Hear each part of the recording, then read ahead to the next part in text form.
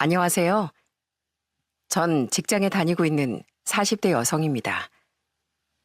흔히 가장 가까운 사람일수록 예의를 지켜야 한다는 말을 많이 하죠.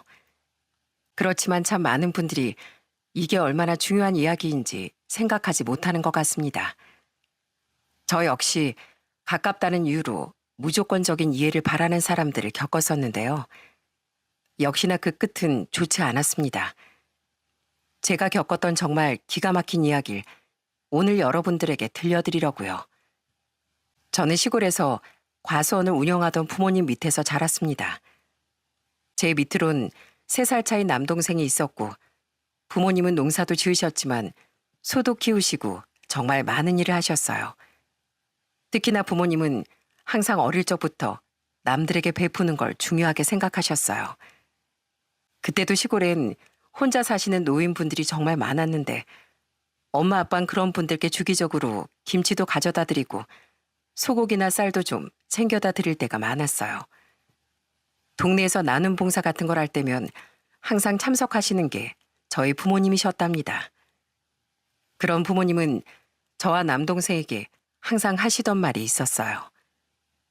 세아야, 사람은 인정이 있어야 돼. 다른 사람들을 배려하고 생각할 줄 알아야 하는 거다. 나중에 세아도 커보면 알겠지만 이 세상은 혼자 살아가는 게 아니거든. 그러니 서로 보듬고 이해하면서 살아가야 하는 거란다. 그래서 아빠가 이렇게 봉사도 자주 하러 다니는 거고 엄마 아빠도 힘들 때 다른 사람들한테 도움 많이 받으면서 그렇게 지냈어. 그 도움을 잊지 않고 이렇게 베풀어야 하는 거야. 알았지? 늘 이렇게 다른 사람을 배려하고 사랑하는 마음을 가져야 한다고 말씀하셨던 아빠 엄만 어린 제가 보기에도 참 대단하다는 생각이 들 정도로 배울 점이 많으셨어요. 그런 부모님 밑에서 저와 남동생은 정말 행복하고 건강하게 잘 자랐답니다. 그리고 전 대학을 서울에 있는 여대로 진학하게 되었어요.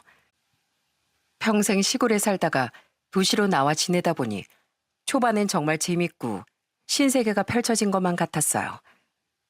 그래서 도시 생활이 너무 즐겁고 재밌었습니다. 그렇지만 대학을 졸업하고 직장 생활을 하면서부터 도시 생활에 대한 외로움을 참 많이 느끼게 되더라고요. 직업적으로는 안정을 잘 찾고 있었지만 마음 둘 곳이 없어 늘 공허한 느낌을 받곤 했습니다.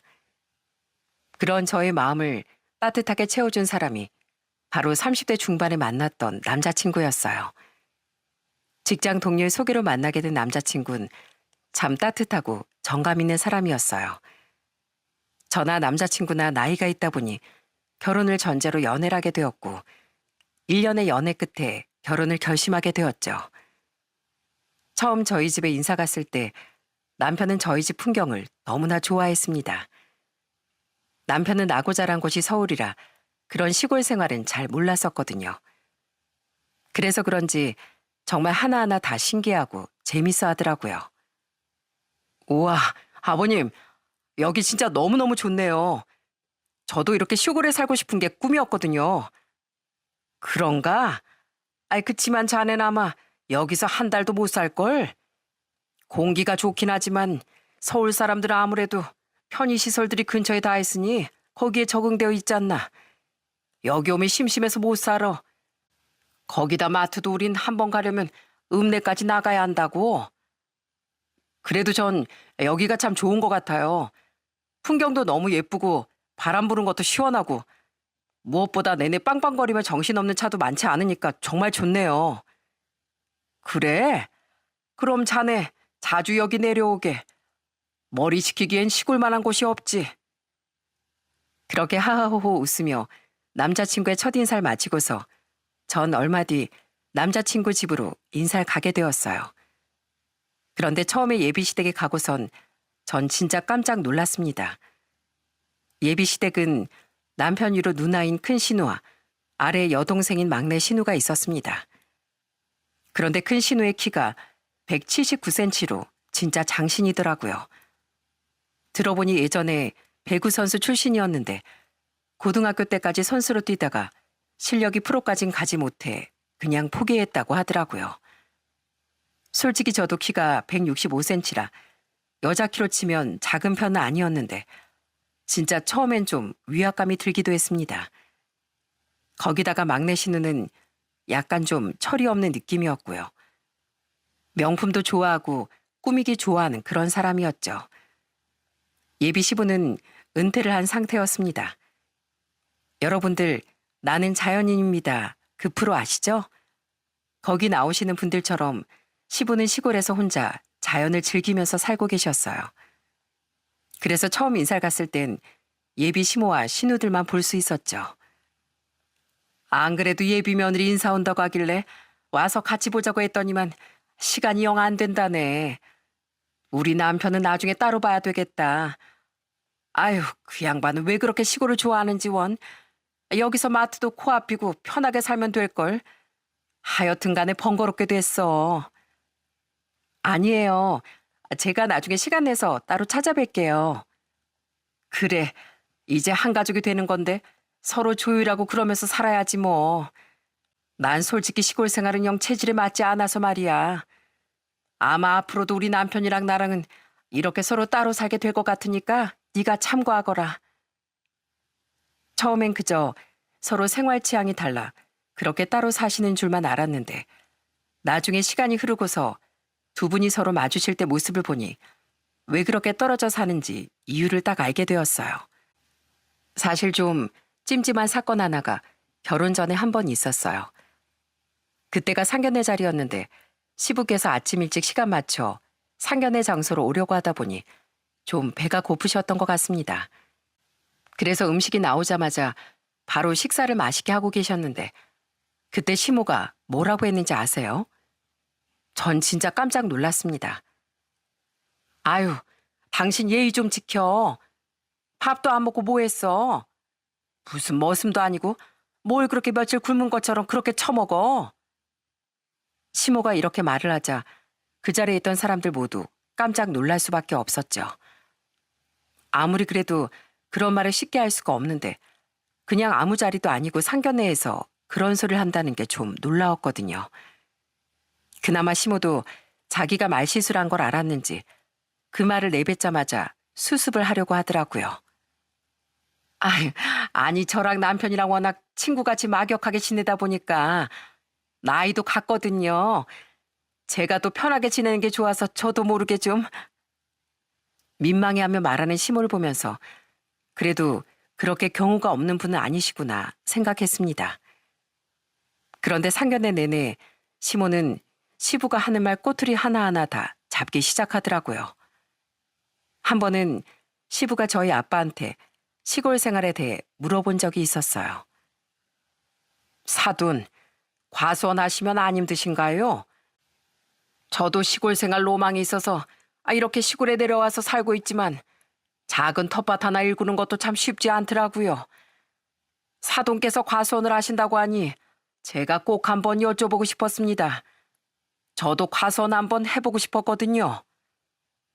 그러니 바로 시모가 나서서 시부에게 핀잔을 주더라고요. 아유, 하기는 뭐래. 그냥 작은 텃밭이나 할 것이지. 과수원 하는데 돈이 얼마나 많이 들어간다고. 잘 알지도 못하면서 시골 생활한다고 난리야, 난리는. 그렇게 시모가 말하자 시부의 표정이 단박에 어두워지고 굳어버리더라고요. 그런 두 분의 모습에 저희 너무나 당황스러웠죠. 순식간에 분위기가 싸해지자 저희 엄마가 나서서 분위기를 풀어보려고도 하셨어요. 아유, 두 사돈분께서는 정말 친구처럼 잘 지내시는 것 같네요. 참 보기 좋습니다. 그죠? 뭐 부부가 서로 존대하고 그러는 것도 좋지만 어차피 가족이지 않습니까? 속에 담아둔 말 계속 쌓이다 보면 화가 나는 거고 그러면 사이도 나빠지는 거고요. 전 이렇게 하고 싶은 말은 다 하고 사는 편입니다. 그러니 며느리로 들어오면 아마 편할 거예요. 툭 터놓고 얘기를 하니 속에 쌓일 일이 뭐가 있겠습니까? 예, 그러시겠네요. 그럼 박가사돈께서도 오늘 먼 길 오시느라 고생 많으셨겠어요. 다시 댁으로 가시려면 시간도 많이 걸리시겠네요. 아유, 아닙니다. 당연히 자식이 결혼한다는데 애비 된 사람이 아무리 먼 거리라도 와야죠. 저희가 두 사돈분들께 너무 결례를 보인 게 아닌가 싶어 이거 참 죄송하네요. 아유, 아닙니다. 두 분이서 이렇게 친구처럼 잘 지내시는 모습을 보니 오히려 분위기도 많이 풀어지고 좋은데요, 뭘. 다행히 엄마가 중간에서 잘 분위기를 풀어준 덕분에 상견례 무사히 마무리가 될 수 있었어요. 그렇게 상견례가 끝나고서 자리를 정리하자 시모와 시부는 정말 쌩하고서 둘이서 각자 갈 길을 가버리더라고요.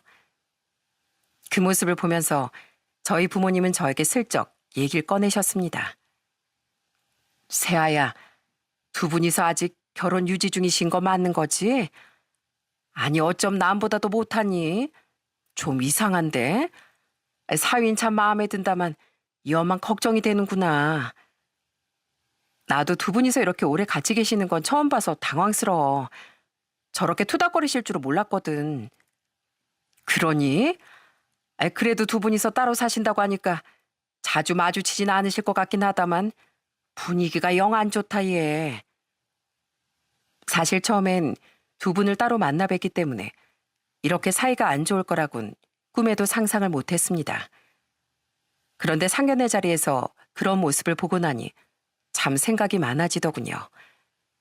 과연 이 결혼을 해야 하는 건가 이런 생각부터 많이 들더라고요.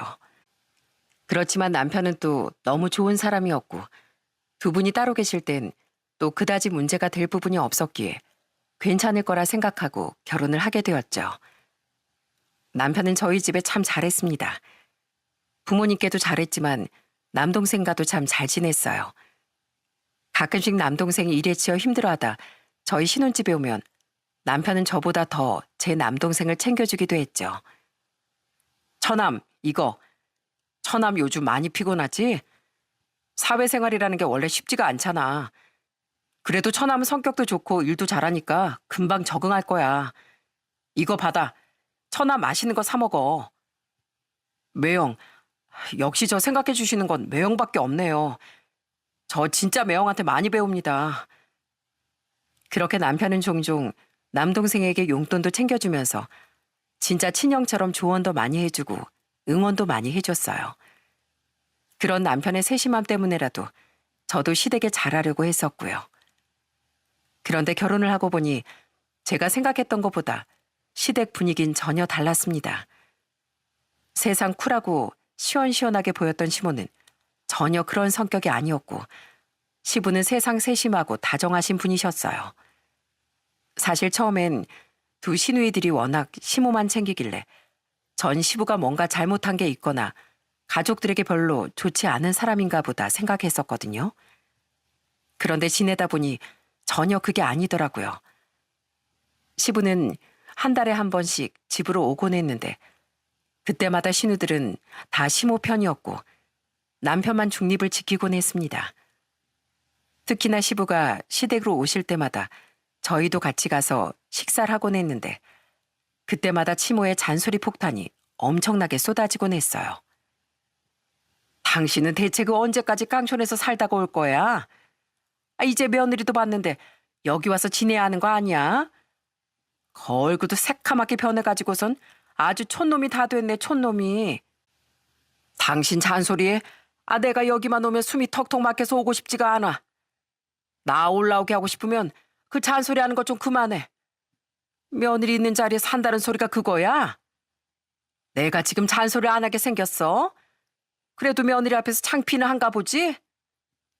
그렇게 시모와 시부가 투닥거릴 때면 중간중간 신우들은 은근히 시모 편을 들어주곤 했습니다. 아빠, 엄마 말 좀 들어. 아무리 아빠 하고 싶은 대로 하는 거라지만 가족들 생각은 안 해? 그 시골에 살면 여기 남아있는 가족들은 어쩌라고. 맞아, 아빠. 이제 오빠도 결혼했는데 와서 같이 얼굴도 자주 보고 그래야지. 왜 맨날 엄마한테만 뭐라 그래? 이것 봐. 애들이 다 당신한테 뭐라고 하잖아. 제발 내 말 좀 들어. 당신 고집대로만 하지 말고. 내가 뭐 당신 나쁘라고 얘기하는 거겠어? 그렇게 새 여자가 시부에게 다다다 얘기를 쏟아내니 그때 이후로 시부는 아예 입도 열지 않으시더군요. 그런 모습을 보면서 이런 일들이 정말 자주 있었던 것 같다는 느낌이 들었어요. 그렇게 시댁에서 밥을 먹고서 집으로 오는 길에 남편에게 물어봤더니 남편은 한숨을 쉬면서 얘기를 하더라고요. 아유, 말도 마. 아버지가 하도 엄마랑 누나 동생한테 시달려서 시골에 내려가신 거야. 아니, 엄만 성격도 서로 안 맞으시면서 왜 자꾸 시골 생활 접고 올라오라고 하시는지 원. 아버지가 뻔히 답답해서 내려가신 거 알면서 자꾸 저러시네. 보니까 시누이들도 다 아버님이 올라오시길 원하시는 것 같던데 당신도 그렇게 생각해? 나야 그냥 아버지가 하고 싶은 대로 하는 게 낫지 뭐. 그리고 누나랑 동생은 하도 어릴 적부터 엄마가 아버지 휘어잡으려고 하는 걸 봐와서 그런 거지. 엄마가 옳아서 편들어주는 거 아니야. 그러니 아버지가 집에 있고 싶겠어? 그나마 우리가 결혼했으니까 아버지가 꾹 참고 오시는 거야. 그런 남편의 말을 들으면서 한편으론 시부가 좀 짠하다는 생각도 들었어요. 알고 보니 시부모님은 애초에 성격이 많이 안 맞으셨고 정말 자식 때문에 여지껏 결혼 생활을 유지한 거나 다름없는 사이라고 하더라고요. 이혼을 하기엔 이미 나이도 많이 들었고 그렇다고 같이 살기엔 계속 싸움만 나니 시부가 시골로 가신 거였습니다. 한 번은 시부가 시골에서 오토바이를 타고 다니시다 사고가 난 적도 있었어요. 크게 다치신 건 아니고 며칠 입원을 하셔야 했지만 아무리 가볍게 다친 거라고 해도 그래도 가족이 다쳤는데 좀 병원에도 가보고 그러지 않나요? 근데 시부 병원엔 저랑 남편만 내내 갔다 왔습니다. 가서 시부 문병을 하면서 이런저런 얘기를 나누기도 했는데 참 시부께서 마음이 많이 속상하신 것 같더라고요. 아버님, 앞으로 운전 더 조심하셔야 되겠어요. 아무래도 시골길이라 주변이 어둡고 그러니까 더 조심하셔야 돼요. 그러게 말이다. 내가 나이가 먹으니까 길눈이 좀 어두워졌나 보다. 그래도 이만하길 정말 천만다행이에요, 아버님. 아버님 다치셨다는 거 듣고 얼마나 깜짝 놀랐는지 몰라요. 진짜 앞으로는 더 조심하셔야 돼요. 그래, 내 걱정해주니 고맙구나. 에휴, 마누라라는 사람은 지 서방이 입원했다고 하는데도 연락 한 통 없고 딸들 내 손으로 다 대학까지 보내고 키워봤자 지 엄마 품에서만 있지. 날 아주 애비로도 생각 안 하는 모양이다. 어쩜 다들 연락 한 통이 없는지 원. 그러면서 속상해하는 시부를 보니 너무 안쓰럽더라고요. 그래서 저와 남편은 시부를 좀 더 신경 써서 챙겨드리기도 했어요. 그나마 저나 남편이나 일을 하다 보니 바빠서 시댁 식구들을 자주 마주치진 않았습니다. 전 직장에 다니고 있었고 남편은 의류 사업을 하고 있었는데 처음엔 안정적으로 잘 되고 있었어요. 그러다가 제가 아들과 딸을 출산하고 나서부턴 남편이 사업을 좀 키우고 싶었던 것 같았습니다. 그래서 사업 확장을 위해 공장을 임대해 자체 생산에 들어가려고 했었죠. 원래는 물건을 대량으로 만들어주는 업체에 맡겼었는데 그러다 보니 단가가 좀 높았었거든요. 그렇지만 이렇게 공장을 마련하니까 직접 생산도 할 수 있게 되고 그러니 단가도 낮아지고 물건들도 많이 찍어낼 수 있게 되었죠. 그렇게 공장이 돌아가게 되면서 처음엔 정말 여기저기 전국으로 납품도 하고 쇼핑몰도 운영하면서 참 잘 됐어요. 정말 결혼하고서 한 5년까진 경제적으로 부족함이 없었답니다. 그러다 보니 시모는 그게 참 본인의 자부심이라고 생각하셨던 것 같아요. 그래서 절 볼 때마다 항상 하시던 말이 있었죠. 넌 정말 무슨 복이니? 무슨 복이야? 네? 복이요? 제가 무슨 복이요? 너 남편 복 말이야.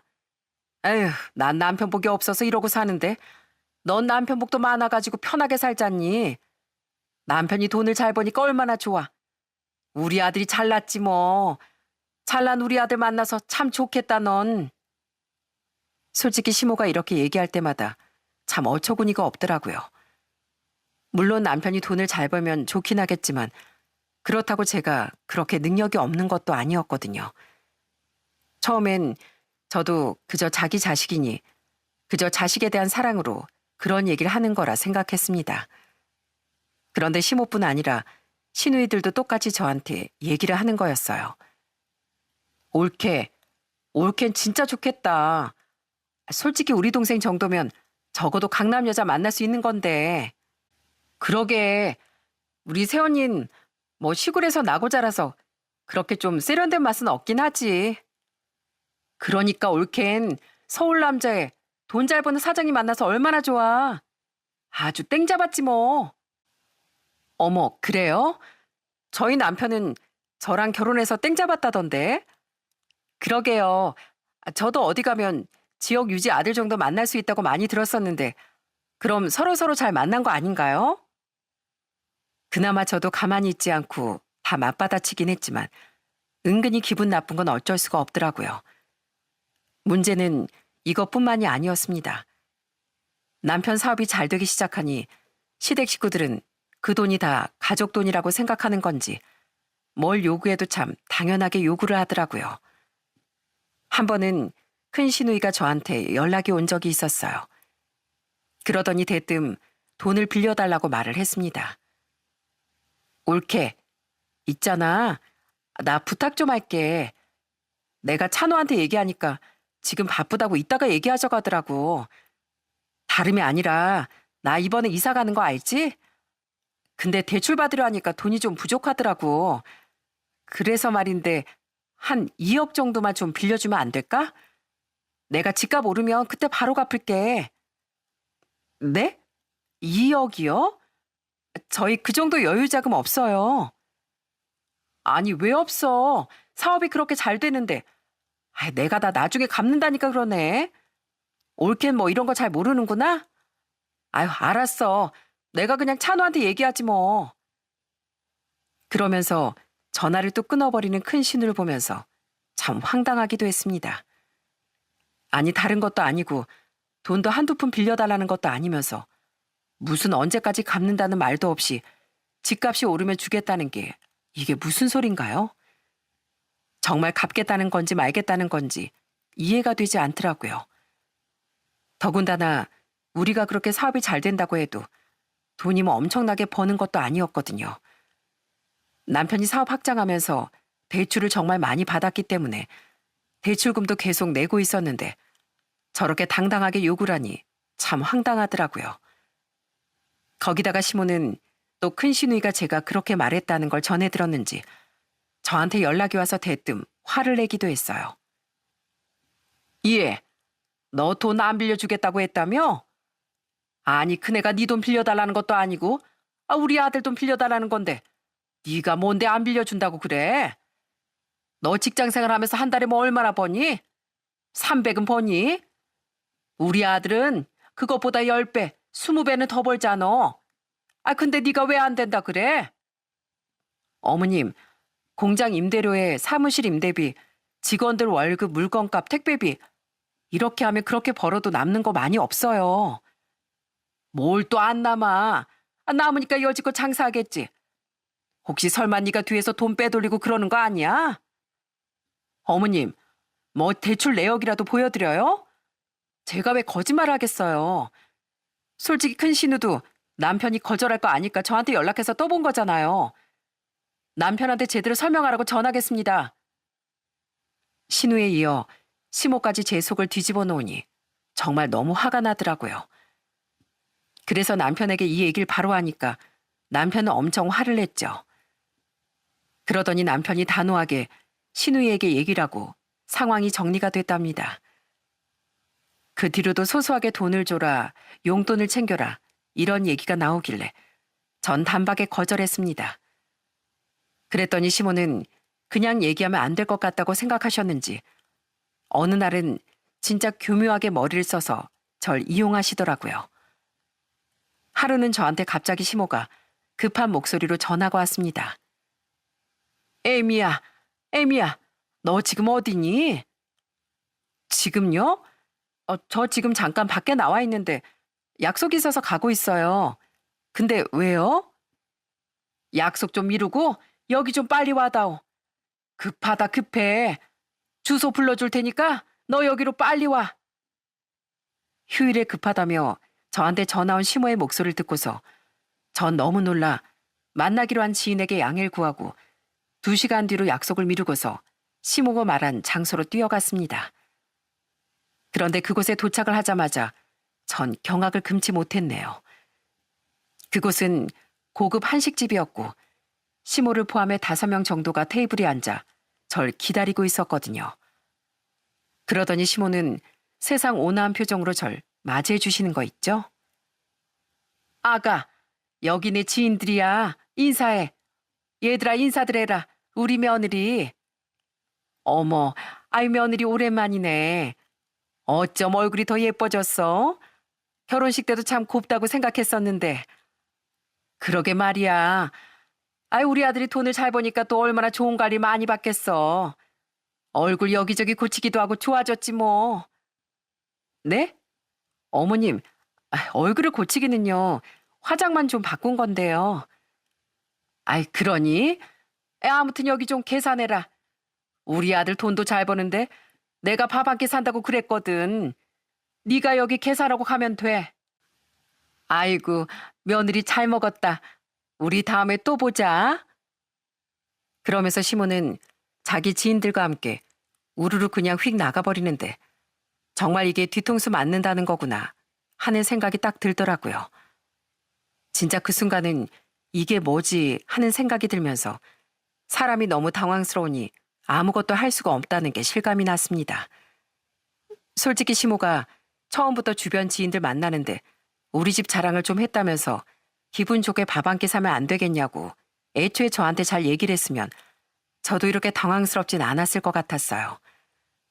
그런데 급하다며 달려온 며느리한테 명령식으로 계산하라고 하니 여러분들은 이걸 어떻게 생각하시나요? 전 진짜 정말 황당하더라고요. 그때까지만 해도 사실 시댁 식구들에 대한 스트레스가 좀 있긴 했지만 그냥 넘어갈 수 있었어요. 가족이니까 조금 더 참자는 생각을 하기도 했고 제가 불편함을 표시하면 남편이 적극적으로 나서서 중재를 해주니 괜찮다고 생각을 했었거든요. 그 뒤로 큰 신우가 결혼을 하면서 두둑이 추기도 하고 막내 신우도 생일 때마다 선물도 주면서 나름 저희도 시누이들을 잘 챙겼답니다. 시모한테도 명절이나 이럴 때 용돈도 많이 챙겨드리며 그래도 할돌이 나름 잘해왔다고 생각했고요. 그러던 어느 날 사업을 하고서 5년 정도 지났을 무렵부터 슬슬 분위기가 달라지기 시작했습니다. 워낙 경기 자체가 불경기이기도 했지만 점점 매출이 급속도로 감소하기 시작했거든요. 그게 중국이나 동남아 이런 쪽에서 옷들을 워낙 싸게 만들 수 있다 보니 여러 업체에서 그 나라로 공장을 차려서 물건을 만들고 단가를 확 내려버린 거죠. 그러다 보니 남편처럼 국내에서 공장을 돌리는 건 경쟁력이 없어져 버리고 점점 매출이 줄어들 수밖에 없었어요. 그렇게 저가의 물량을 남편이 이겨내지 못했던 거죠. 점점 매출이 떨어지기 시작하니까 남편이 정말 많이 힘들어했습니다. 매일같이 술만 먹고 괴로워했죠. 여보, 나 진짜 어떡하지? 저가 물건들은 계속해서 들어오는데 그 단가 맞추려고 하면 우리 공장은 좀 힘들 것 같아. 이제 정말 어쩌면 좋아, 여보. 더는 버티기 힘들 것 같은데 진짜 힘들다.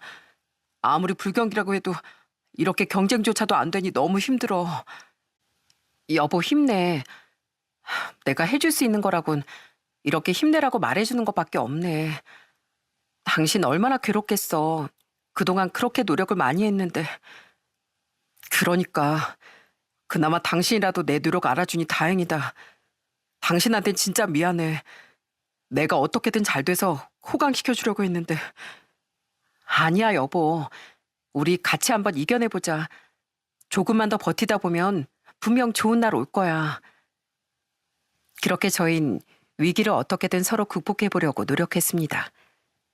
그런 와중에 막내 시누이가 결혼을 한다며 저희 집을 찾아왔던 적이 있었어요. 처음엔 저희 집으로 온다길래 왜 시댁에 안 가고 여기로 오나 의아했는데 역시나 의도가 있었더라고요. 오빠, 새언니, 인사해. 내 남편 될 사람이야. 안녕하세요. 처음 뵙겠습니다. 정말 말씀 많이 들었습니다, 형님. 내가 오빠 자랑 얼마나 했는지 몰라. 우리 오빠가 회사 대표고 쇼핑몰도 운영한다고 하니까 얼마나 놀랐는데. 그치? 일단 오빠, 우리 앉아서 얘기하자. 그러더니 막내 신우는 예비 시매부를 데리고서 거실 소파에 딱 앉았습니다. 저와 남편은 그런 두 사람을 보면서 도대체 무슨 할 말이 있길래 여길 왔을까 궁금해하고 있었어요. 그때 막내 신우의 입에서 나온 말을 듣고 전 너무나 깜짝 놀랐죠. 정말 막내 신우는 너무나도 해맑게 얘기를 꺼내더라고요. 오빠 있잖아. 나 회사 다닌 지도 얼마 안 돼서 모아둔 돈 별로 없는 거 알지? 이 사람도 사실 회사 오래 안 다녔었거든. 그래서 그런데 우리 신혼집 말이야. 오빠가 좀 해주면 안 돼? 오빠가 우리 집 가장이나 마찬가지잖아. 아빤 시골에서 저러고 있고 엄만 혼자서 우리 키우시느라 힘드시고 오빠밖에 없어서 그래. 아가씨 지금 무슨 소리 하시는 거예요? 저희도 지금 상황이 안 좋아요. 아니, 언님 빠지세요. 저 언니한테 얘기하는 거 아니고 오빠한테 말했잖아요. 전 정말 막내 신우의 태도에 경악을 금치 못했습니다. 아무리 그래도 보통 신혼집을 하려면 자기들이 알아서 하던지 둘이서 어떻게 합의를 보던지 해야 하는 거 아닌가요? 어쩜 당연하다는 듯 남편에게 쪼르르 와서 집을 해달라고 할 수 있는지 막내 신우나 따라온 예비 시매부나 진짜 도찐 개찐 어쩌구니가 없더라고요. 그리고 버릇없이 구는 해맑은 막내 신우에게 남편은 참다 화를 냈어요. 너 지금 어디서 새언니한테 화를 내? 무슨 말버릇이야? 그리고 신혼집이고 뭐고 네가 지금 나이가 몇인데 신혼집 타령이야? 네가 한 번이라도 회사 제대로 다닌 적 있어? 맨날 때려치고 월급 받아서 네 치장하고 얼굴 뜯어고치는 데 쓰고 그러니까 돈이 없지. 아이 오빠 이 사람 앞에서 얼굴 뜯어고쳤다는 거 얘기하면 어떡해 창피하게. 내가 너 결혼하면 혼수라든지 그런 건 좀 해줄 수 있지만 그 이상은 바라지 마. 오빠도 지금 힘들어. 오빠 나한테 어떻게 그래? 안 되면 안 되는 줄 알아. 신혼집 못 해주니까 그렇게 알고 가. 결국 남편은 막내 신우에게 냉정하게 얘기를 하고서 그렇게 두 사람을 보내버렸습니다. 그러면서 막내 신우는 울면서 나가더라고요. 도대체 왜 우는지도 이해가 되지 않았고요. 그런데 그 다음날 시모가 또 저한테 전화가 온 거예요. 아니 너 감히 우리 딸을 울려? 아 어떻게 우리 딸 그렇게 울릴 수가 있어? 어머님 제가 무슨 울리긴 울려요. 혼자 울던데요.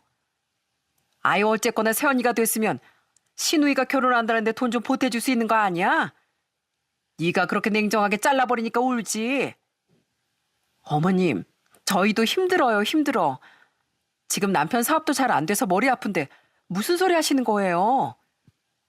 아무리 힘들어도 그동안 모아둔 돈이라도 있을 거 아니야. 설마 너 그 돈 모아서 친정에 갖다 바친 건 아니겠지? 혹시 뭐 비자금이나 이런 거 만드냐? 요즘 며느리들 뒤로 비자금 만들고 꿍쳐놓는 애들 많다더니 너도 그런 거야? 대체 왜 절 그렇게 보시는지 모르겠지만 어머님 제발 사람 좀 존중해 주세요. 아무리 며느리 시모 관계라지만 기본적인 건 좀 갖추시면서 말씀해 주셨으면 좋겠네요. 아니 어디서 이게 따박따박 말대꾸야? 오냐 너 두고 봐라 두고 봐. 그렇게 시모와 크게 말다툼을 했지만 사실 거기에 신경 쓸 겨를조차 없었어요. 남편의 사업은 정말 시간이 지날수록 더 무너져 내렸거든요. 결국 남편 사업은 1년을 버티다가 무너지고 말았습니다. 그러면서 확장하며 산 기계들도 다 처분을 하고 정리를 하게 되었죠. 결국엔 살고 있던 아파트마저 처분을 해야 할 정도로 그렇게 힘든 상황까지 오게 되었어요. 그런 상황을 아는지 모르는지 시댁에선 아무런 말도 없었지만 친정에선 소식을 듣고서 바로 연락이 왔더라고요. 그러더니 친정에선 남편을 데리고 집에 한번 오라며 얘기를 해주셨습니다. 그래서 저희도 생각을 정리하고 마음도 달랠 겸 친정으로 향했어요. 남편이 머리 식히고 싶을 때마다 혼자서도 종종 친정에 갔었거든요. 그렇게 내려가니 마음은 좀 괜찮아지더라고요. 아빠 엄마도 남편을 토닥이며 달래주시고 응원도 많이 해주셨어요. 아빠도 과소하다 보니 이게 잘 될 때도 있고 안 될 때도 있더구나. 1년 내내 그렇게 고생하면서 농사 지어도 흉작일 때도 많았어. 세상사 다 자기 뜻대로 흘러가는 거 아니라지만 그럴 때면 참 사람이 괴롭고 힘들지.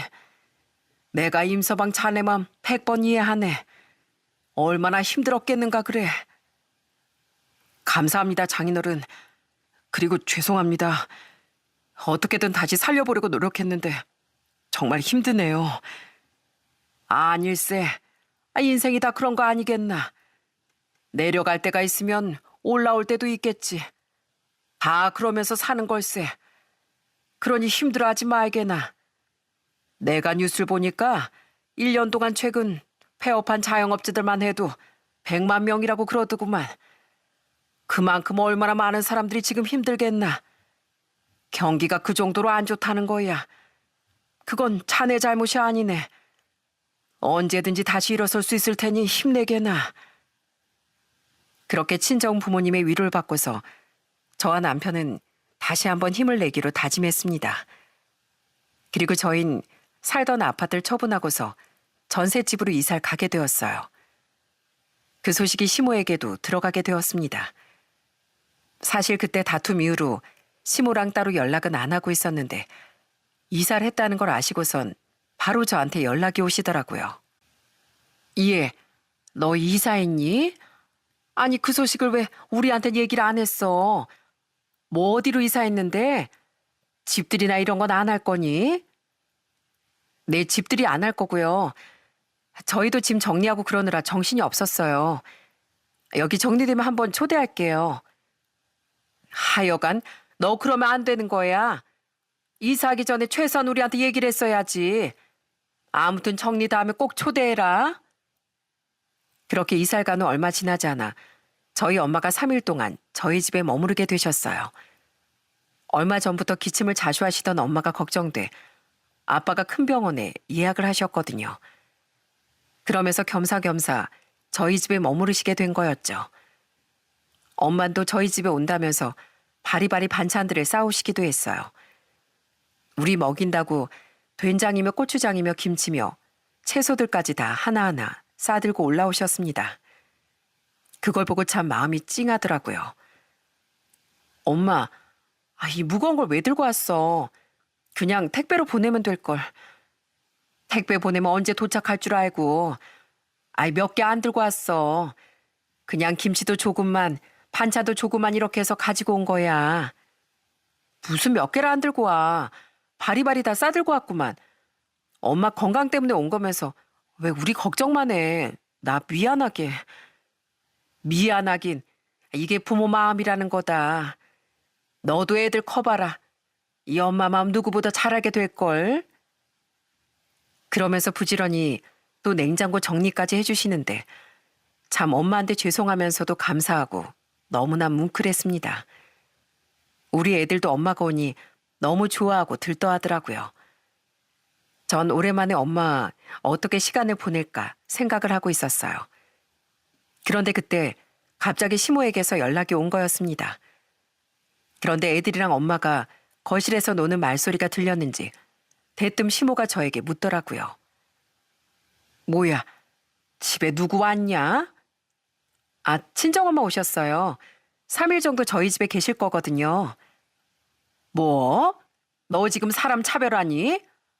아니 이것 봐라 정말. 너 내가 누군지 알아? 너 이거 가만 안 둬. 아니 어머님, 그게... 시모는 저희 엄마가 왔다는 소리를 듣자마자 대뜸 화를 내며 전화를 끊어버렸어요. 저희 엄마가 아파서 병원 가시려고 겸사겸사 오신 거란 말도 하지도 못했네요. 그런데 그날 저녁 집안이 아주 난리가 나고 말았습니다. 저녁밥을 먹고 있는데 갑자기 누군가가 초인종을 누르는 거였어요. 그건 바로 시모였습니다. 알고 봤더니 남편이 저희 집 주소를 알려줬나 보더라고요. 남편은 사실 시모가 주소 알려달라고 하니까 안 알려줄 수도 없는 노릇이고 그리고 이렇게 빨리 찾아올 거라곤 상상도 못했던 거였어요. 그런데 시모가 딱 집에 들어오더니 이곳저곳을 살피더니 우리가 밥을 먹고 있었던 걸 보고선 갑자기 엄마를 향해 얘기를 했습니다. 그때 시모의 첫마디를 듣고 우린 다 경악을 했어요. 사돈, 지금 우리 아들 불편하게 뭐 하는 겁니까? 아니, 어떻게 여기서 3일씩이나 지낼 생각을 하세요? 우리 아들 불편하니까 빨리 나가주세요. 예? 지금 뭐라고 하셨어요? 나가주시라고요? 여기 우리 아들 집이잖아요. 대뜸 집에서 나가라는 시모의 말에 정말 그 자리에 있던 모든 사람들이 깜짝 놀랄 수밖에 없었습니다. 상황을 아무것도 모르고서 그런 얘기를 한다는 게 너무나 이해가 되지 않았고 화가 치밀어 올랐거든요. 그래서 전 그런 시모에게 화를 냈어요. 아니 어머님, 지금 뭐 하시는 거예요? 말이 너무 심하시잖아요. 왜 저희 엄마한테 나가라고 하세요? 심하게 뭐가 심해? 넌 내가 불편하니까 여기 초대 안 하는 거 아니니? 그러면서 네 엄만 여길 초대를 해? 그러니까 나도 우리 아들 불편할까 봐 네 엄마 나가라는 건데 내가 뭐 잘못됐냐? 잘못됐어? 내 아들 집에서 나가라는 것도 안 되니? 뭐라고요? 여기 남편 집 아니거든요? 뭔 소리 하는 거야? 아, 여기가 왜 우리 아들 집이 아니야? 얘가 진짜 시어머니 뭘로 보고? 그 큰 집에서 이 조그만 집으로 이사 왔는데 당연히 우리 아들 집이지. 전 그렇게 화내는 시모를 보고서 도저히 안 되겠다는 생각이 들었습니다. 그리고 전 바로 안방으로 향했어요. 그리고 뭔가를 가지고 와 시모의 눈앞에 펼쳤습니다. 그리고 그걸 보고서 시모는 아주 깜짝 놀라 자빠지더라고요. 뭐야? 아니 이게 뭐야? 여기 진짜 우리 아들 집 아니야? 예, 여기 남편 집 아니고 저희 엄마 집이에요. 네, 그건 바로 전세 계약서였습니다. 그때 시골에서 저희를 불렀던 부모님은 집까지 못 해주지만 전세금은 해주겠다고 말을 하려고 부르신 거였어요. 그때 당시 제 이름으로 계약을 하거나 남편이랑 공동으로 계약을 하라고 하셨지만 남편은 그걸 거절하고 엄마 이름으로 계약을 하겠다고 한 거였습니다. 그제서야 본인이 뭔가 다시 일어설 수 있을 것 같다고 생각을 했대요. 그래서 엄마 이름으로 계약을 했던 거였는데 시모는 아예 생각을 안 했던 거였습니다. 시모도 당연히 물어보진 않았으니 남편도 굳이 먼저 얘기할 것도 없었고 어쨌든 전엔 잘 벌었으니 당연히 아들 명의로 했겠거니 생각을 하셨나 보더라고요. 그러면서 계속 계약서를 확인하며 시모는 당황해했습니다. 아니 이게 뭐야? 아니 왜 여기 사돈 이름이 여기 있지? 보셨죠? 여기 어머님 아들 이름이 아니고 저희 엄마 이름 보이시죠? 불편한 건 우리 엄마니까 그럼 어머님이 나가주셔야 되겠네요. 그렇게 저희 힘들다 어렵다 얘기할 때 뭘로 들으셨어요? 집 다 처분해야 된다고 뻔히 다 얘기했는데 도대체 저희 얘기를 뭘로 들으셨냐고요?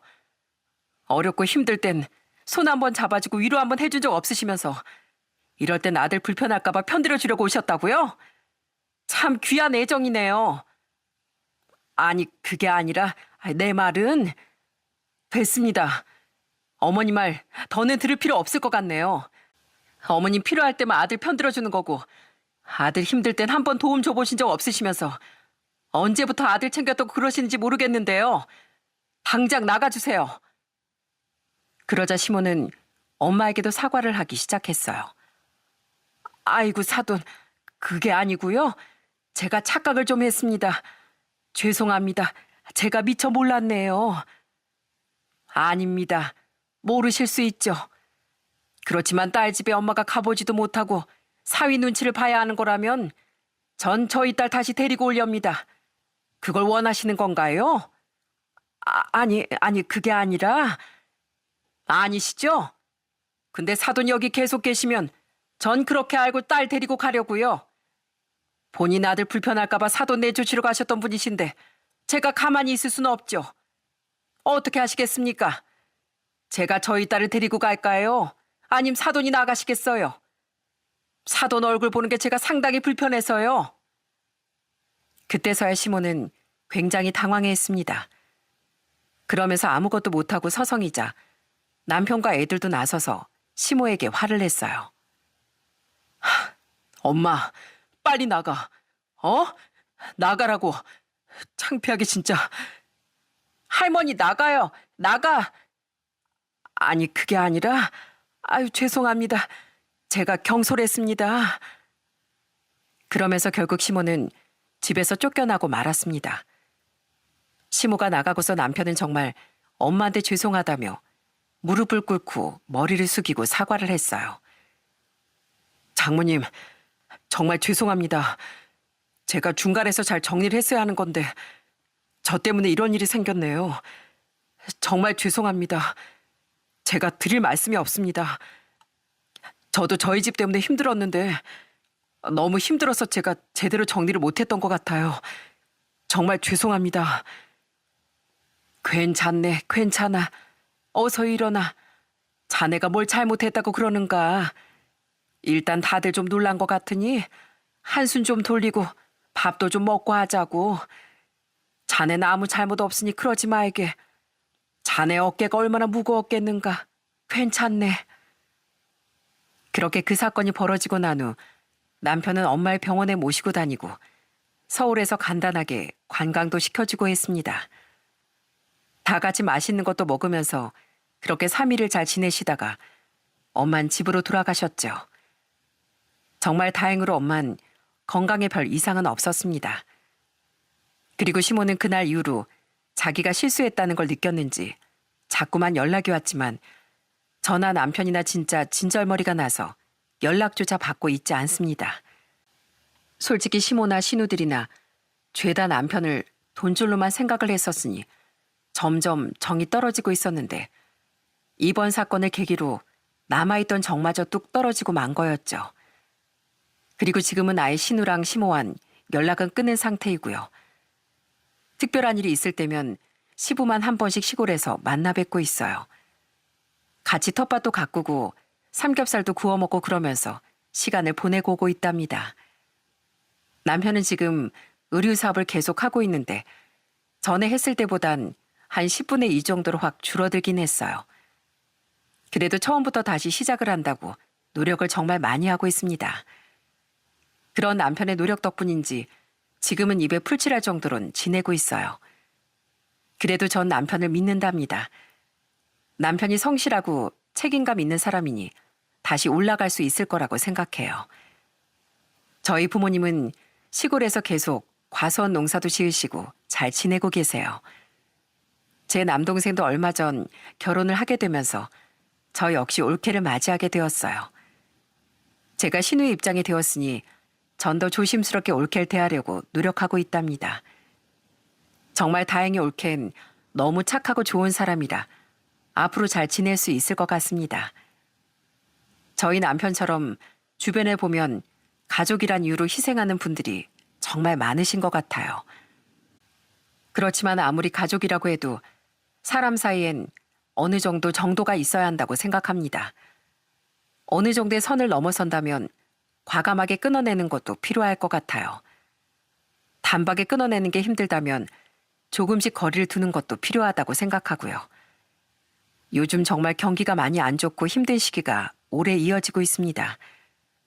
그러다 보니 모든 분들이 힘들다고 생각을 하고 계시죠. 이런 불경기일수록 가족들끼리 서로 잘 뭉쳐서 버텨내는 게 중요하다고 생각합니다. 정말 힘들고 어려운 시기지만 버티고 견뎌내다 보면 언젠간 전보다 더 좋은 시기가 올 거라고 생각해요. 우리 그때까지 힘내봐요. 지금까지 제 이야기 들어주셔서 감사드립니다. 앞으로 모든 일들이 술술 잘 풀리시길 바라면서 이만 제 사연을 마치도록 하겠습니다. 모두들 행복하세요.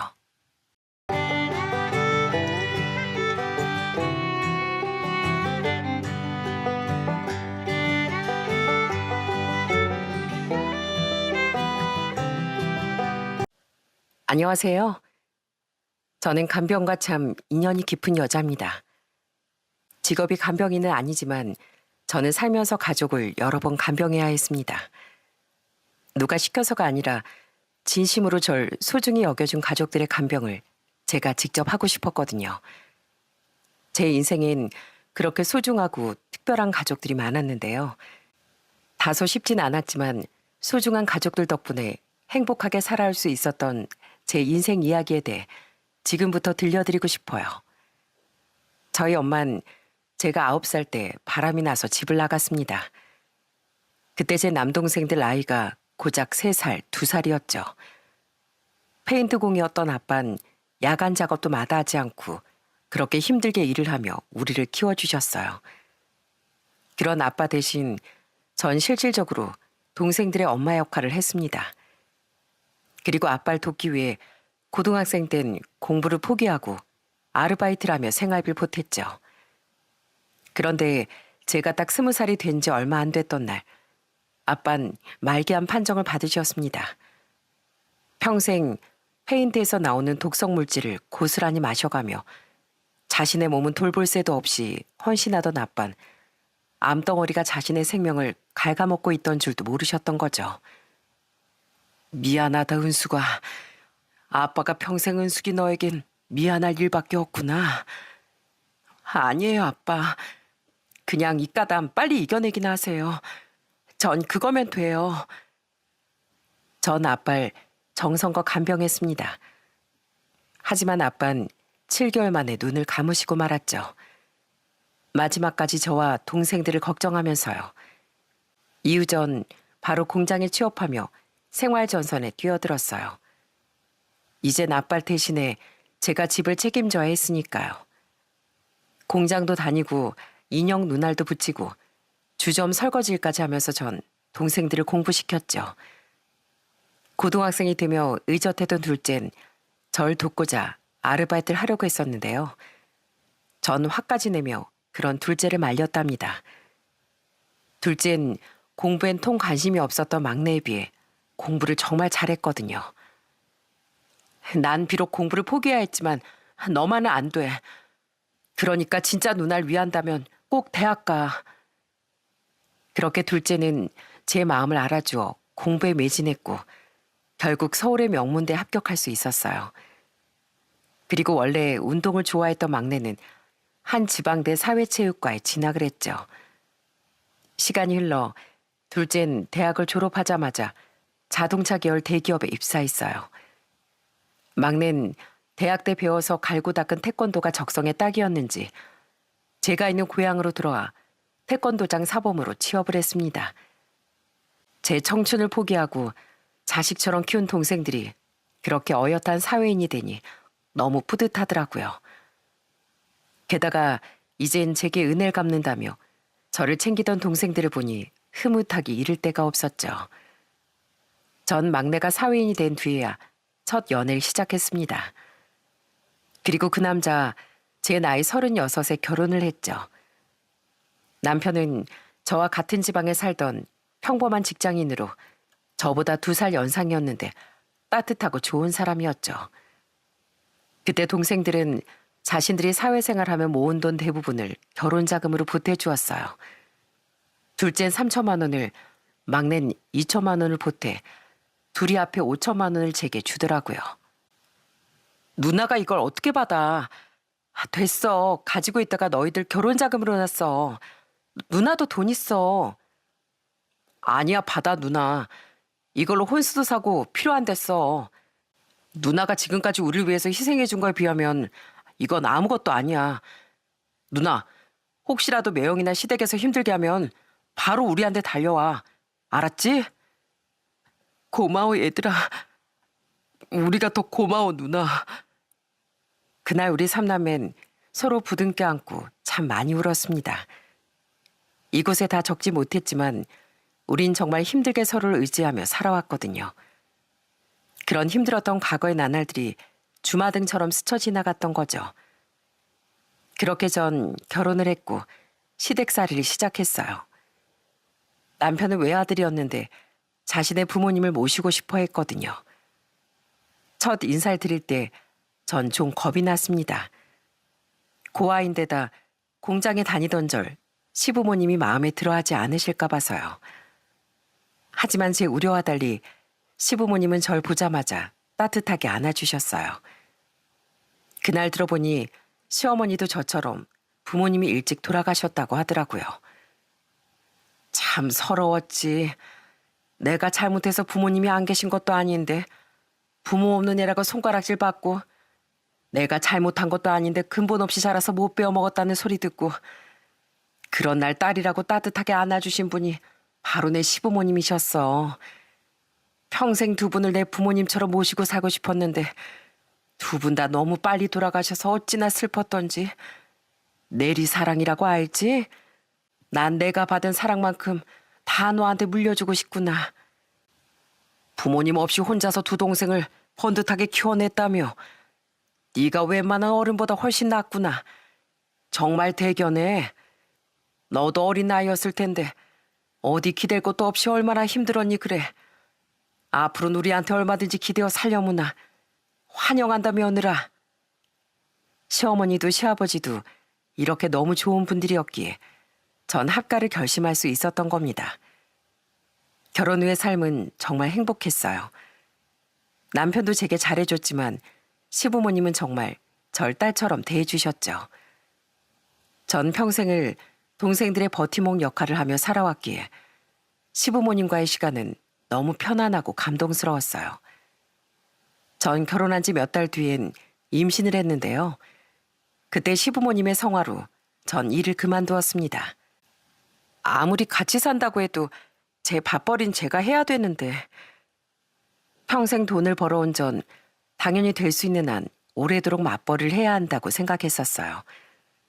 아무래도 살아온 모습이 있다 보니 괜히 남편에게도 시부모님께도 폐를 끼치는 기분이었거든요. 그런데 남편도 남편이었지만 시부모님은 오히려 제게 서운하다며 이렇게 말씀하셨어요. 이거사 밥벌이라니? 너 우리한테 뭐 얹혀 사니?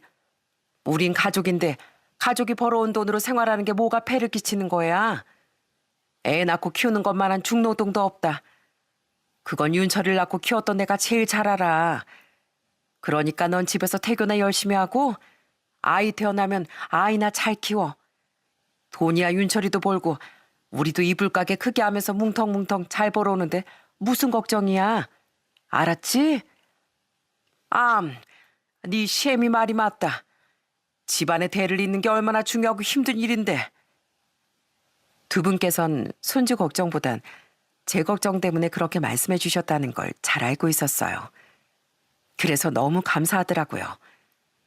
제 산딸이 다가왔을 때 시어머니는 정말 말 그대로 매일 밤 물을 떠놓고 기도하셨어요. 한 번은 그 기도 내용을 우연히 들은 적이 있는데 시어머니의 기도 속엔 손주는 없고 온통 저에 대한 걱정뿐이더라고요. 내게 멀쩡한 친엄마가 있었다면 바로 저런 모습이지 않았을까 싶어 괜히 눈물이 났습니다. 이후 제가 건강한 아들을 출산하고 그 이듬해 둘째 아들까지 출산했을 때도 시부모님은 초조하게 분만실 앞을 지켜주셨어요. 그리곤 태어난 손주들보다도 제 건강을 먼저 걱정해 주셨는데 그런 두 분의 마음이 너무 감사했죠. 전 종종 남편에게 이런 농담도 했습니다. 여보, 미안한데 난 다음 생엔 당신이랑 다시 결혼 안 할래. 뭐? 서운하게 그게 무슨 소리야. 당신이랑은 이번 생에 알콩달콩하게 실컷 살고 다음 생엔 어머님 아버님 딸로 태어나고 싶어. 며느리로도 이렇게 행복한데 두 분 딸로 태어났으면 얼마나 행복했을까 싶더라고. 그러니까 다음 생엔 당신이 나한테 어머님 아버님 좀 양보해. 알았지? 당신이랑 결혼하려면 두 분 자식으로 태어날 수가 없잖아. 그래, 애미 말이 맞다.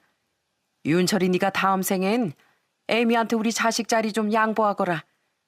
우리 귀한 며느리 내가 뱃속에서부터 10달 내내 소중하게 품어줄 수 있게 다음 생엔 우리가 은숙일 고생이 뭔지도 모르고 아주 애지중지 키워줄 수 있게 말이야.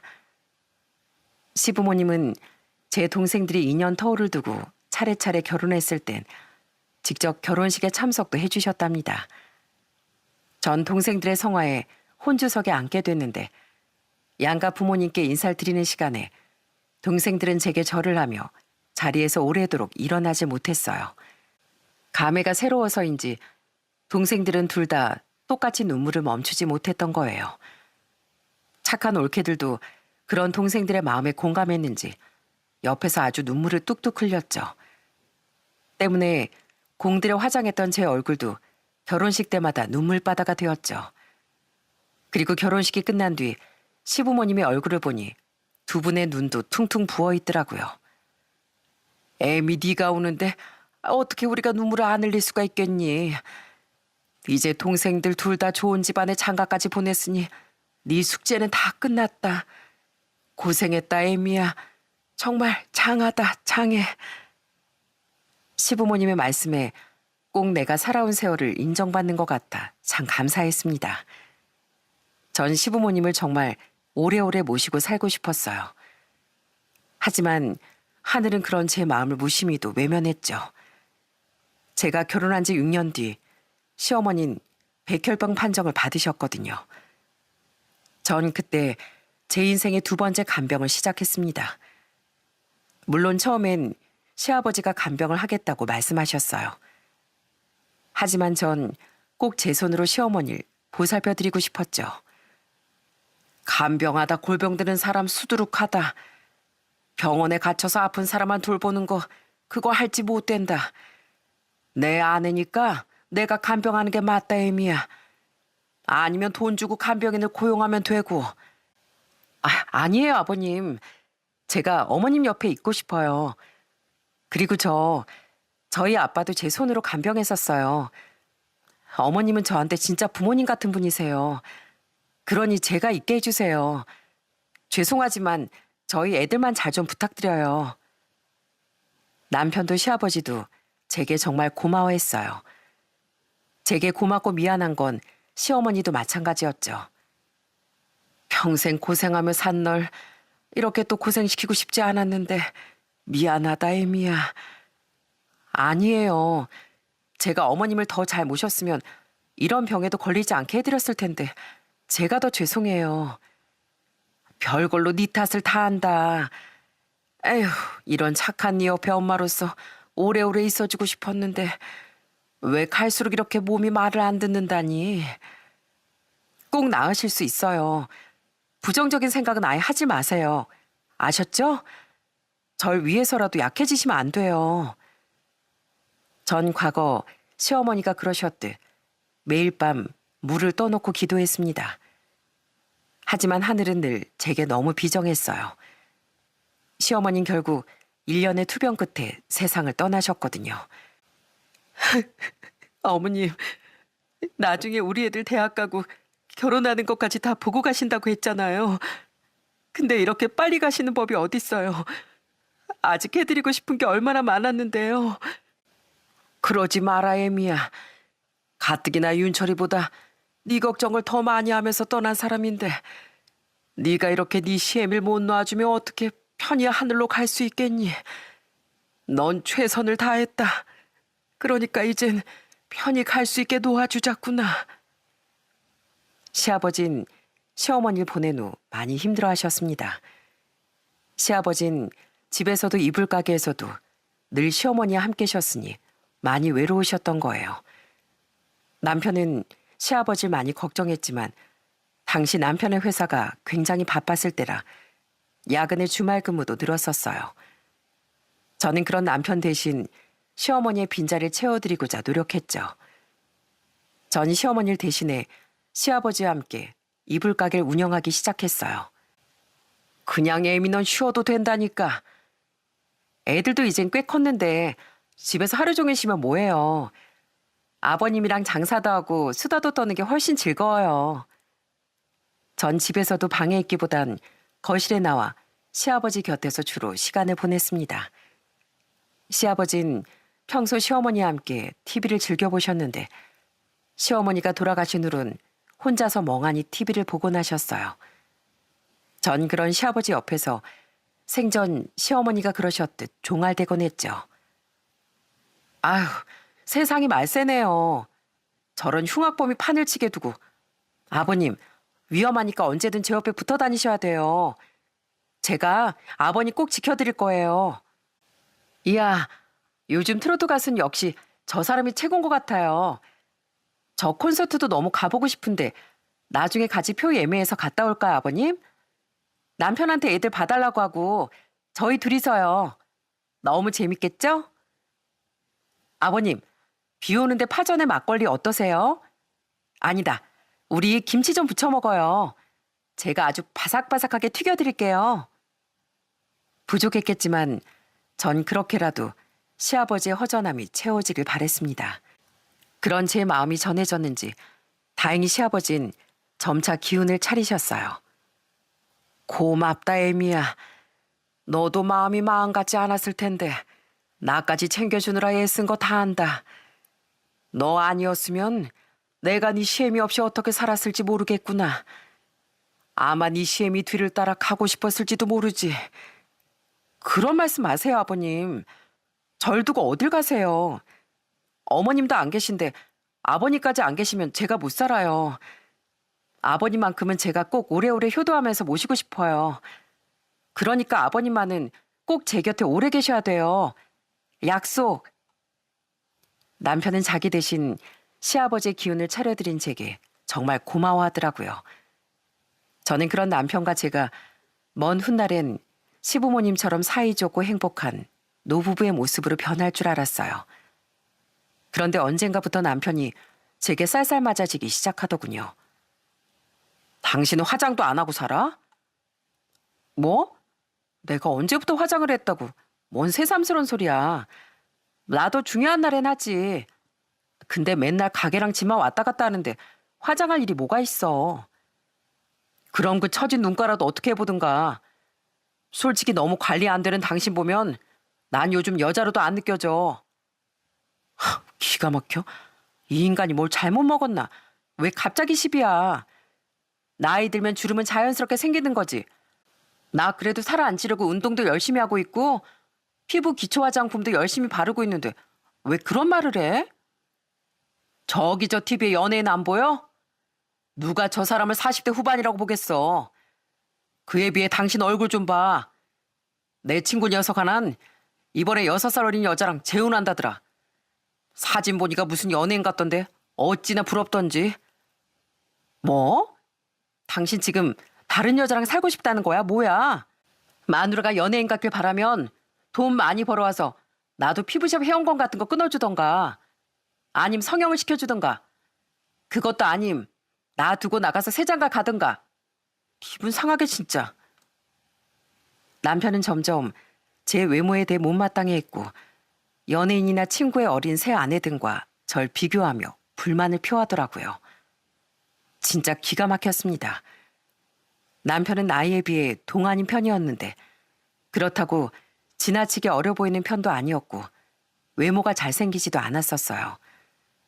그런데 외출만 하면 사람들이 날 당신 동생으로 보지 누가 남편으로 보겠냐. 좀 떨어져서 걸어라 덥다 등 자꾸만 이렇게 절 무시하는 발언을 해대더라고요. 그때마다 절 거들어 시아버지 남편에게 호통을 치셨죠. 이놈이 반백살이 다 돼선 어디서 갑자기 외모 타령이야? 세상에 애미 같은 애가 또 어디 있다고. 너네 애미한테 죽을 때까지 잘해야 돼. 자식인 너보다도 더 나랑 네 엄마를 보살펴준 애가 바로 애미야. 어디서 먹을 걸 제대로 잘못 먹었나? 왜 자꾸 헛소리야? 확 이제라도 다리 밑에 가져다 버려버릴라. 아니 아버지. 아버진 제 아버지예요. 집사람 아버지예요. 애미.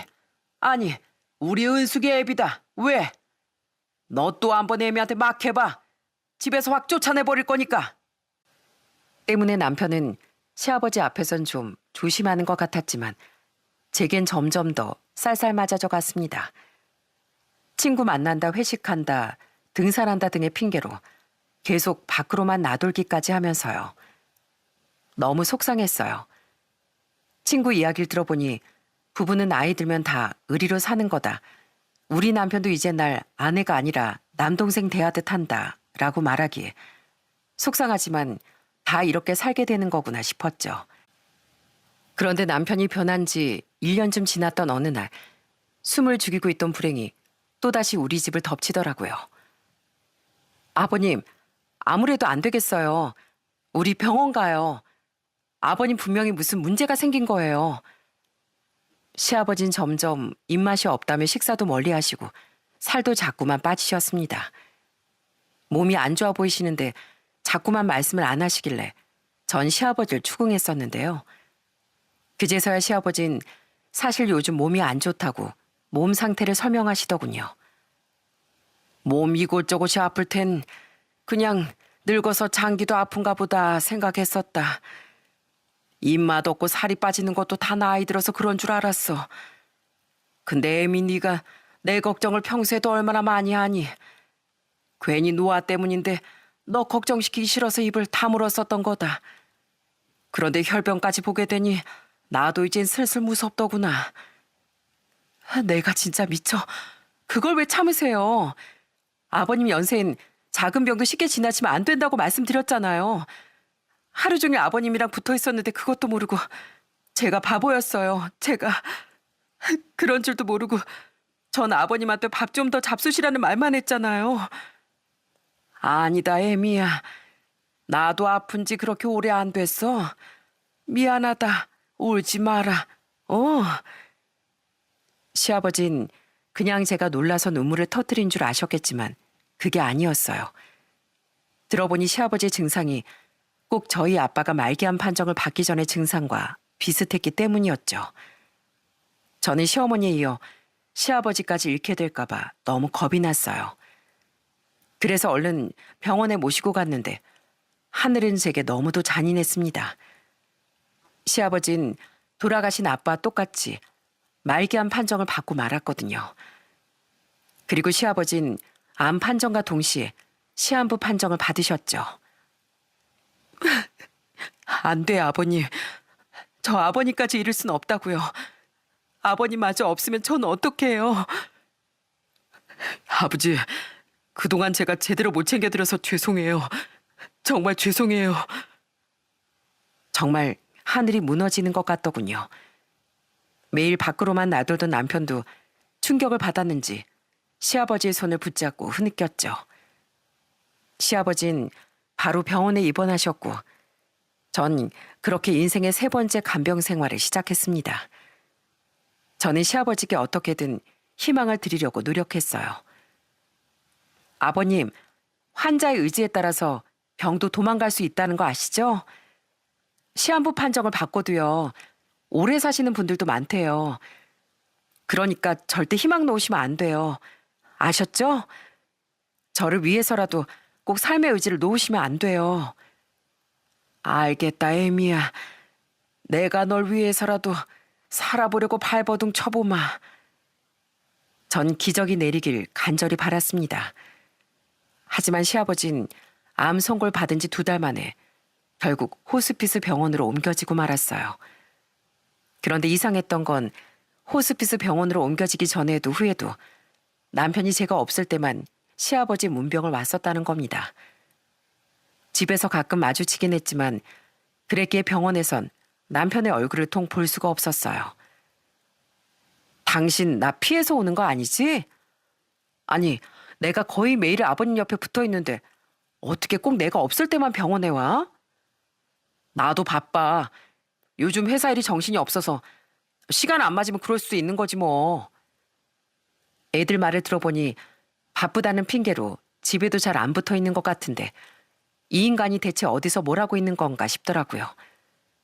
심지어 시어머니 때와 달리 제게 고맙다, 미안하다는 말조차도 없더라고요. 너무 괘씸했지만 그땐 시아버지 간병에 정신이 팔려 남편에 대해 깊이 생각하지 못했었어요. 그렇게 시아버지를 호스피스 병원으로 모신 지 얼마 뒤 시아버지의 생신이 찾아왔습니다. 그리고 저는 그날 미처 몰랐던 남편의 충격적인 실체를 알게 됐죠. 생신 축하합니다. 생신 축하합니다. 사랑하는 할아버지. 생신 축하합니다. 저는 아이들을 시켜 작은 케이크를 사오라고 했었어요. 당시 시아버진 케이크를 소화하긴 힘든 상태셨지만 그래도 생일 기분을 내고 싶으시다는 시아버지의 바람을 들어드렸던 거죠. 축하 노래를 마친 아이들은 자신들의 할아버지를 꼭 안아드렸어요. 고맙다, 우리 강아지들. 고맙다, 에미야. 축하드려요, 아버님. 애들 아빠는 일이 있다고 오늘 못 왔어요. 그러냐? 에휴. 아버님, 우리 다 같이 사진 찍어요. 저는 시아버지 흔적을 최대한 많이 남겨두고 싶었어요. 우리에게 남은 날이 얼마 남지 않았다는 것이 하루하루 느껴졌으니까요. 그렇게 사진을 찍은 뒤 시아버진 사진이 담긴 휴대폰 화면을 물끄러미 보다가 갑자기 흐느끼기 시작하셨어요. 에미야, 내가 참 너한테 고마운 마음뿐이다. 그리고 내가 미안하다. 내가 잘못했다. 네? 아니, 대체 갑자기 그게 무슨 말씀이세요? 넌 윤철이 그놈한테 속고 있다. 내가 차마 너한테 너무 미안해서 입이 안 떨어지는구나. 그놈은 완전히 개자식이야. 사람도 아니야. 애들 아빠가 뭘 어쨌길래요. 속 시원하게 말씀 좀 해보세요, 아버님. 시아버진 펑펑 울며 계속 말을 하지 못하셨습니다. 하지만 전 불길한 느낌이 들었어요. 갑자기 변했던 남편의 모습이 떠올랐거든요. 그래도 제가 남편에게 시부모님께 얼마나 잘했는데 설마 했건만 제 불길한 느낌은 그대로 들어맞았더라고요. 사실 윤철이 그놈이 얼마 전에 날 찾아오더니 이러더구나. 그놈이 만나는 다른 여자가 있었대. 그놈보다 9살이나 어린 여자라는데 글쎄 그 여자애가 임신을 했단다. 그래서 너랑 갈라서고 그 여자애랑 합치고 싶었는데 계속 너한테 입이 안 떨어져서 말을 못하고 있었대. 그런데 설상가상 내가 암 선고까지 받으니까 더더욱 말을 못했다고 하더구나. 근데 그 여자의 배가 계속 불러오고 있으니까 우선 그 여자애랑 살 신혼집부터 구해야겠다고 나한테 집값을 좀 보태달라고 부탁을 하더라. 아니, 아버님. 제가 지금 너무 충격받아서. 그러니까 그 인간이 바람난 걸로 모자라서 그 여자가 임신을 했다고요? 그래서 아버님한테 집을 구해달라고 했다. 지금 이 말씀이세요? 그래, 그놈이 사람이냐? 네가 그동안 우리한테 어떻게 했는데 어떻게 널 두고 그런 짓을 할 수가 있단 말이냐? 그 여자의 뱃속애가 벌써 6개월이나 됐단다. 근데 너한테 계속 차마 입이 안 떨어지니까 우선 집부터 구해야겠다고 한 거야. 아무리 여기가 서울이 아니라고 해도 집값이 비싼 편이긴 하지 않니? 돈이 턱없이 부족하니 다 죽어가는 나한테 손 벌릴 생각을 한 게지, 이 나쁜 놈이. 그래서 내가 5만 가지 물건을 다 집어던지면서 차라리 혀를 깨물라고 소리 질렀다. 그 뒤로 너한테 말을 해야지 했는데 너무 미안해서 여태 말을 못했다. 미안하다. 충격적이었어요. 아무리 소원해진 사이라고 해도 저는 남편에 대한 최소한의 믿음은 가지고 있었거든요. 우리가 싸운 세월이 있었으니까요. 그런데 어떻게 그런 엄청난 배신을 할 수 있답니까? 제가 너무 놀란 나머지 옆으로 옮기려고 잠시 손에 들고 있던 케이크까지 툭 떨어뜨렸어요. 그리곤 미안하다는 말을 반복하며 흐느끼시던 시아버지께 더듬더듬 이렇게 말씀드렸죠. 아버님, 우선 알겠어요. 말하기 힘드셨을 텐데 그렇게 다 말씀해 주셔서 감사해요. 아버님이 잘못하신 것도 아닌데 왜 아버님이 미안해하세요? 저 오늘은 집에 일찍 좀 가봐야 될 것 같아요. 그럼 푹 쉬세요. 저 내일 다시 올게요. 아니다. 안 와도 된다. 내가 무슨 낯짝으로 너한테 간병을 받겠니? 그런 말씀 마시라니까요. 푹 쉬고 계세요. 아셨죠? 그렇게 병원을 나온 전 아이들을 데리고 집으로 돌아왔습니다. 그리고 남편이 집에 돌아오자마자 안방으로 끌고 가 난리를 치기 시작했어요. 야, 네가 사람이야? 내가 이 집안에 어떻게 했는데 어떻게 네가 날 두고 바람을 피울 수가 있어? 어? 아버지한테 들었어 혹시? 아버지한테 말씀드릴 때 당신 귀에 들어갈 각오하긴 했었는데 지금 그게 중요하니? 당신은 아들도 아니야. 당신 마누란 암 걸린 당신 아버지 간병하고 있었는데 당신은 바람을 피우고 다녔어? 목숨 걸고 고군분투하고 계신 아버님께 죄송하지도 않든? 그래서 당신이 그렇게 어린 여자를 입에 달고 살았구나. 야, 입 있으면 어디 뭐라고 변명이라도 좀 해봐. 저는 남편의 어깨를 내려치며 울분을 토했습니다. 분노와 배신감이 치밀어 올라 주체를 못하겠더라고요. 남편은 고개를 푹 숙인 채 순순히 자신의 잘못을 인정했고요. 미안해. 그냥 나도 남자다 보니까 당신한테 권태로움도 느끼고 어린 여자한테도 눈이 가더라고. 나도 처음엔 이렇게까지 진지하게 만날 생각은 아니었어. 근데 그 사람이 임신을 했잖아.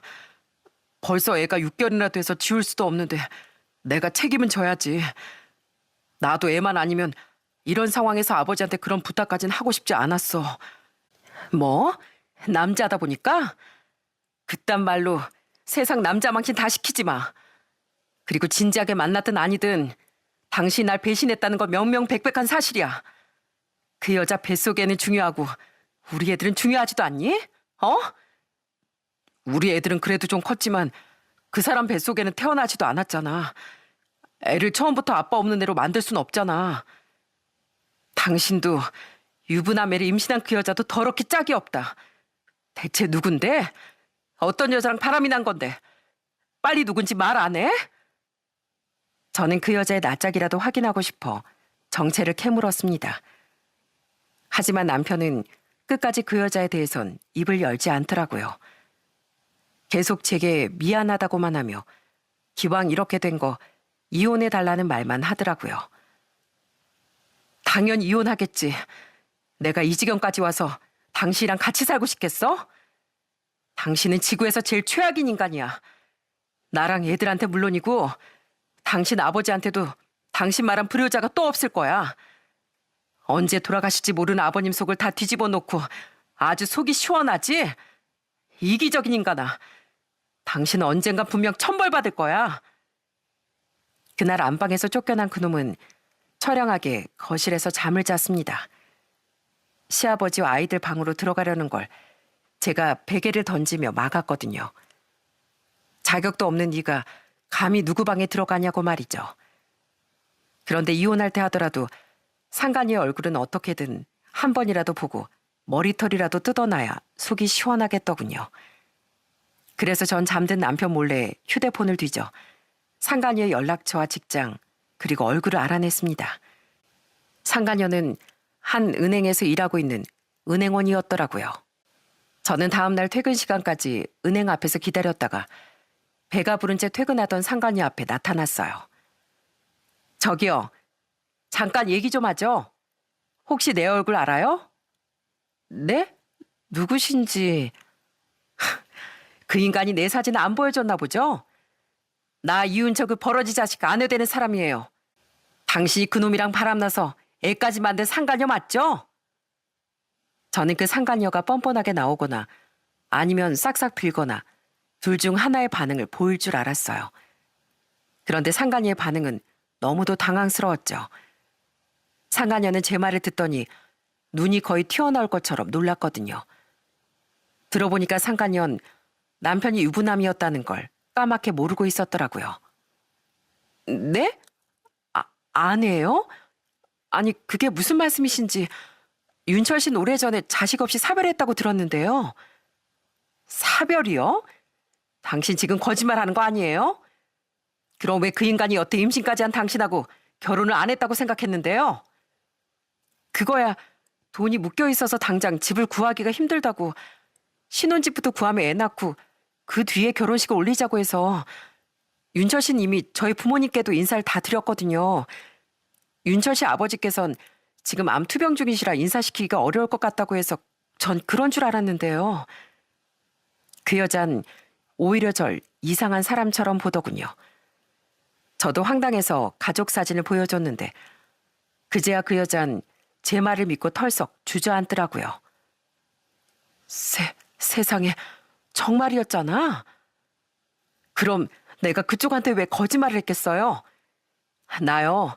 지금 암투병 중인 우리 아버님 간병하느라 그 인간이 뭐하고 다니는지도 제대로 몰랐어요. 그런데 임신까지 한 상간녀가 있다고 해서 얼마나 기절초풍했었는데요. 그래서 이렇게 찾아온 건데 그쪽도 그놈한테 속은 거라니? 정말이에요. 전 정말 속은 거예요. 이제 어떡해요? 애는 이제 와서 어떻게 하지도 못할 텐데 저희 부모님도 사실을 알면 뒤로 넘어가실 텐데 사모님, 저 절대 그런 양심 없는 사람 아니에요. 저는 정말 몰랐다고요. 제가 어떻게 가정 있는 남자를 만났겠어요. 제가 잘못했습니다.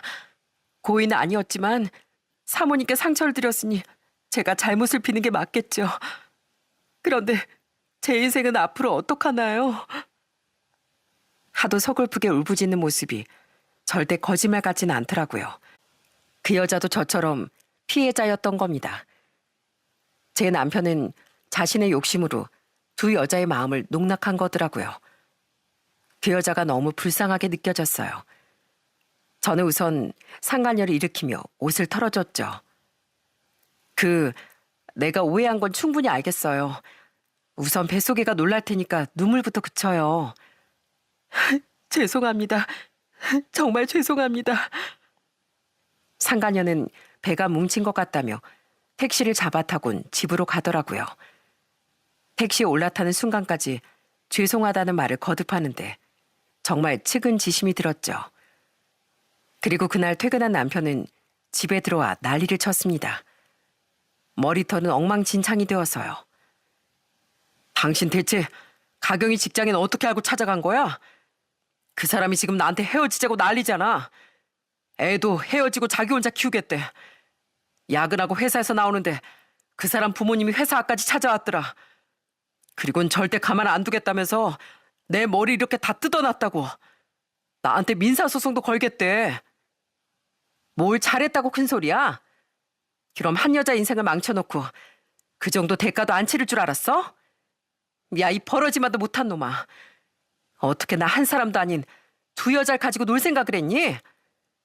넌 나중에 눈 감아서도 어머님도 아버님도 하늘에서 못 만날 거야. 너 같은 놈은 지옥 불구덩이로 떨어질 테니까. 아까 병원에 가서 아버님께도 다 말씀드렸더니 아버님이 그러시더라. 이 집엔 당신 같은 인간이 발 들여놓을 자리는 없으니까 당장 짐 싸서 나가라고. 저기 이미 짐 다 싸놨으니까 나가. 당장 나가. 그리고 나랑 애들 눈에 띄지도 마. 저는 그런 그놈을 집에서 내쫓아버렸습니다. 그놈은 나가지 않겠다고 버텼지만 악에 바친 제가 이겼던 거죠. 집 주인인 시아버지가 그러라고 했다는데 지가 별 수 있나요? 그놈은 우선 더 얼굴 붉히기 싫으니 자기가 잠시 나가주는 거라며 시근덕대더라고요. 아마 그놈은 그래도 자기가 자식이니 그 집이 자기 차지가 될 거라고 믿어 의심치 않은 것 같았는데요. 그런 헛된 희망은 곧 산산조각나고 말았습니다. 얼마 뒤 시아버지가 저와 그놈을 병원으로 불러 중대 발표를 하셨거든요. 내 이불 가게, 집, 그리고 현금 재산 모두 애미랑 손주들 앞으로 증여했다.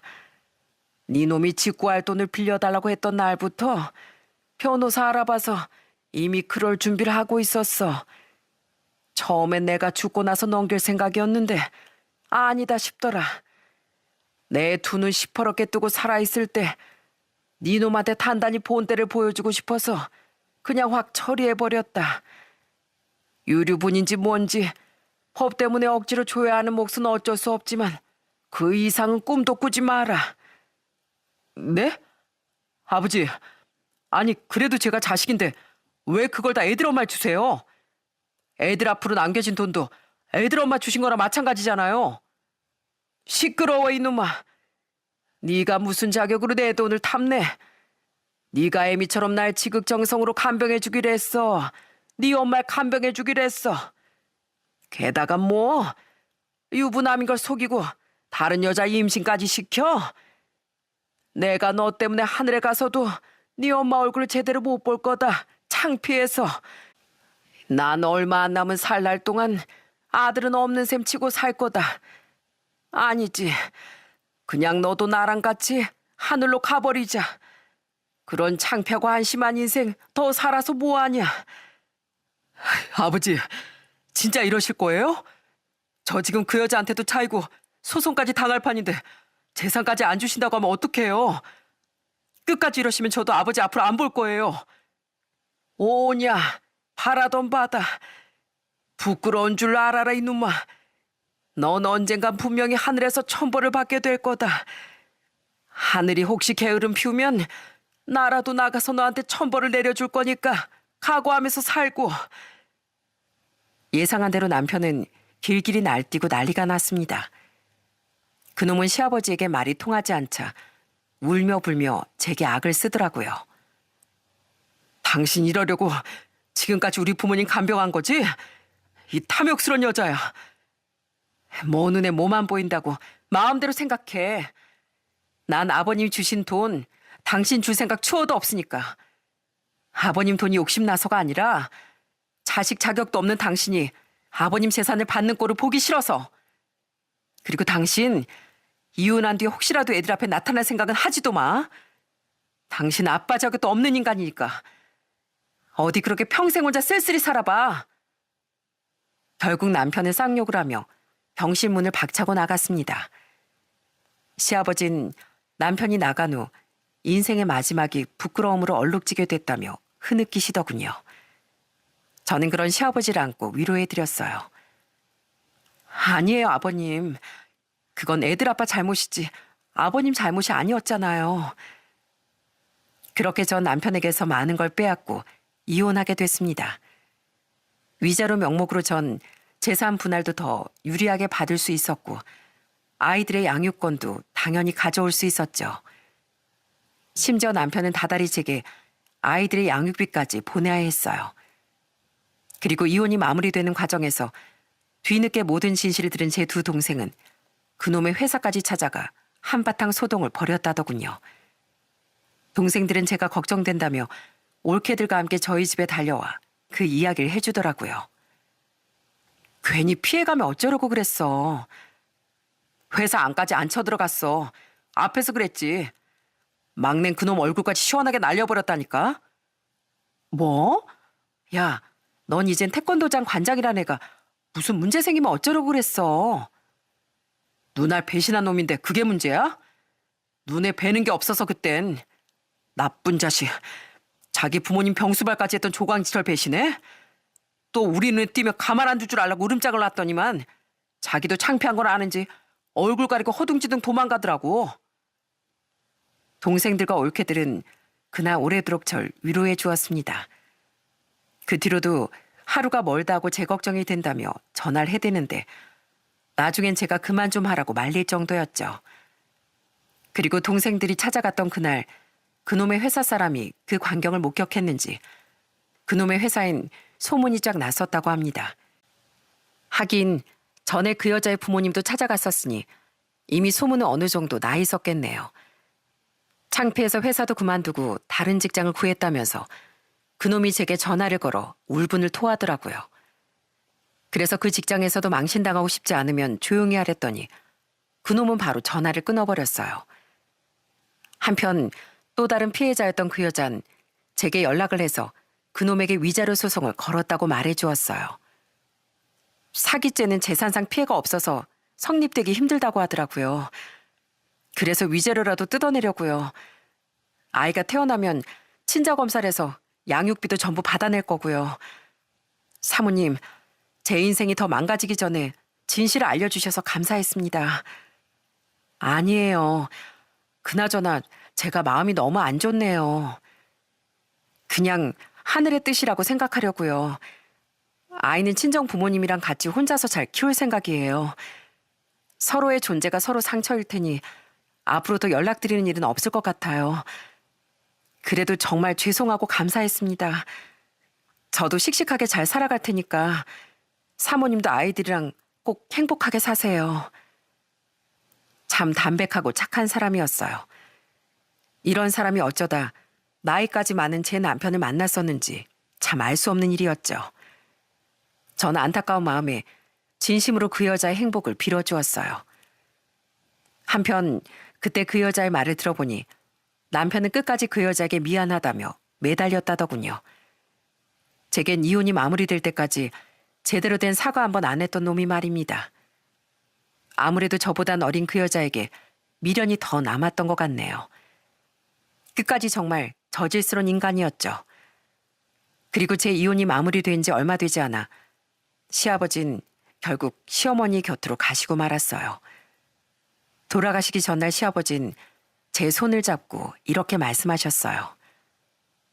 나도 이젠 우리 마누라한테 갈 때가 된 것 같구나. 아버님, 울지 말거라. 사람은 다 때가 되면 가는 법이잖니. 네가 내 며느리라서 너무 고마웠다. 다음 생엔 예전 네 말대로 우린 진짜 부모 자식으로 만나서 오래오래 행복하게 살자꾸나. 그렇게 전 제 마지막 부모님을 보내드릴 수밖에 없었어요. 그게 작년의 일이었네요.